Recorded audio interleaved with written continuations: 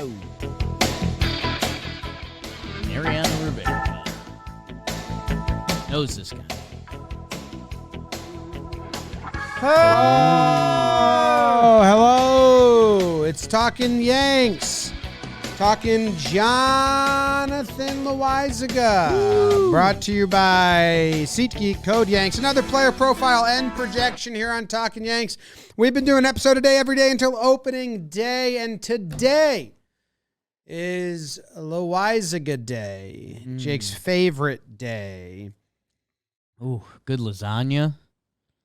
Haven't had that in a while. Shedding for the wedding. Johnny Loáisiga, Jim. I mean, talk about Talkin Yanks and the history of Talkin Yanks. I remember when Johnny L first got called up, it was kind of hilarious. We're like, what? He's the only guy in the 40-man, so he's coming up. His stuff looked sneaky electric, so we're like, okay. I was at a wedding when that happened. We're in, we guess. He's 28 years old now.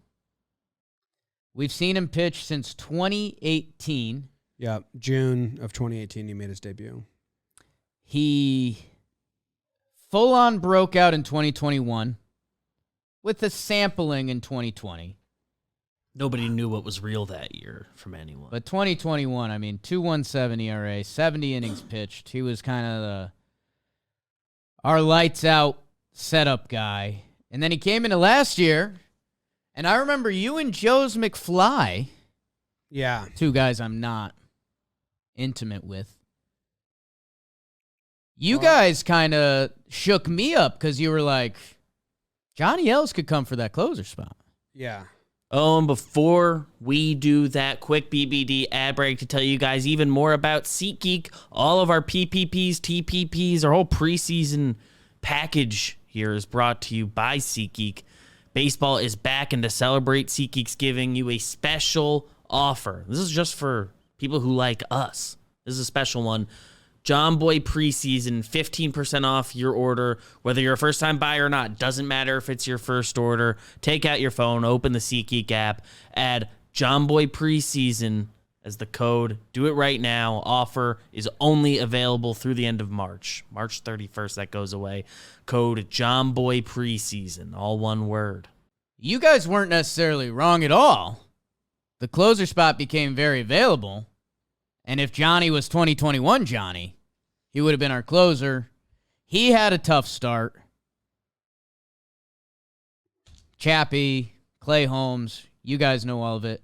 He did bounce back. He had a good second half. He was ready for the playoffs, and he looked like Jonathan Loáisiga. That I think we can be excited about him for this year. How many save opportunities did he get? 2, it looks like. He got 2 saves last year, and I think one was the last series versus Texas, so it wasn't like... Yeah. Wasn't a save, you know?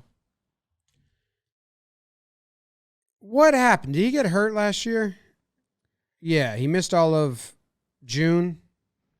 His It was going bad anyway. It was going bad. His stuff didn't look well, which was probably injury related. Yeah, I mean, capitalized by another 4 earned runs right before he went on the aisle to the White Sox. And then, yeah, when he came back, you know what? I will do one butter knife and take out his first appearance when he came back because he did get hit. 31 games, 30.2 innings, a 1.76 ERA. And I think he got better. It felt like he got better as the season went on. So I don't know. I'm interested because I'm buying a little Johnny Lasagna stock. Because like we've talked about with a few of these relievers now, you know, our closer situation doesn't feel promised at all. And if it's not Clay Holmes, I think this guy would be the first in line. I think so as well. I'm just trying to remember his season last year. Right. I'm having trouble figuring out. I'm looking at the data. He bumped the sinker up even more. That was what made the difference in 2021. He bumped the sinker, the 2-seamer, up to 55%. And then last year, he bumped it all the way up to 63%. But he didn't have the same results that he had with it in 2021. People actually hit it. Like the batting average was pretty good. The slugging was all right. Yeah.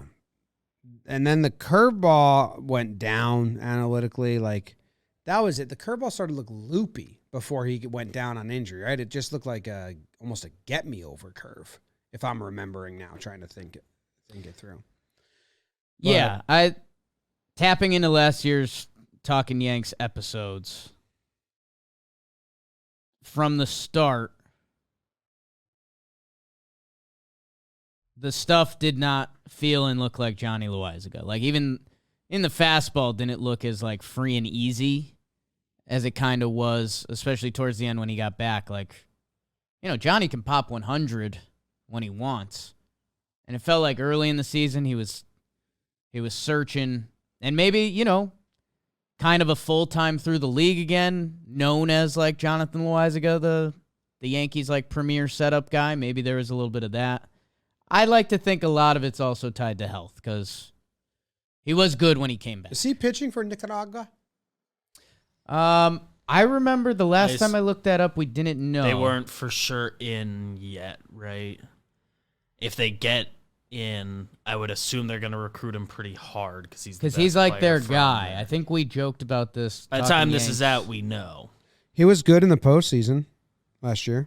Yeah, remember the bullpen was one of our scariest things going in, and they actually like found a good thing.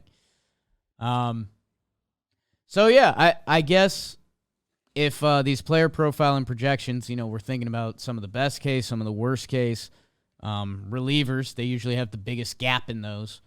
I don't know, just if Clay Holmes has another hiccup or just isn't as dominant as he was, because let's be honest, I mean, he was crazy dominant. Like, I can't expect that out of Clay Holmes ever. It would be awesome if he is. But compared to Wandy and Canely, Lou Trevino,